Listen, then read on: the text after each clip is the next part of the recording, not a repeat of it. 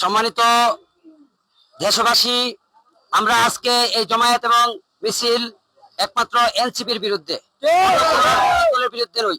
আমাদের এই জমায়েতের যে শর্তাবলী এবং আমরা যে দাবি জানাচ্ছি, এই দাবিগুলি যদি সরাসরি পূরণ না করে, তাহলে আগামীকালের তারা যে কর্মসূচি, তারা যে অনুষ্ঠান করতে যাচ্ছে, তা কি হয়, তাওহীদি জনতা কি করে আমাদের জানা নেই।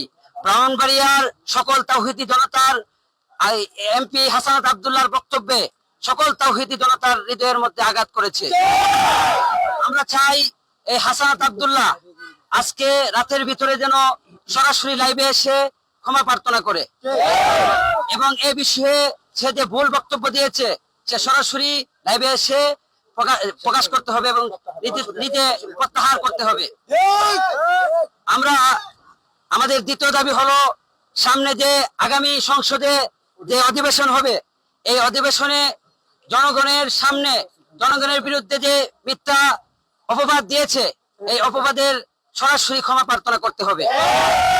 এবং আমাদের তৃতীয় শর্ত হলো, আগামীকাল যে এনসিপির কর্মসূচি এই ব্রাহ্মণবাড়িয়ার মধ্যে দিয়েছে, সে যদি উপরের দুইটা যে শর্ত আমরা দিয়েছি, এই দুইটা শর্ত সে মানার প্রতিশ্রুতি যদি না দেয় আজকের ভিতরে, তাহলে আগামীকালের যে তারা অনুষ্ঠান করতে যাচ্ছে তা কি হয় আমরা এটা এখন বলতে পারতেছি না।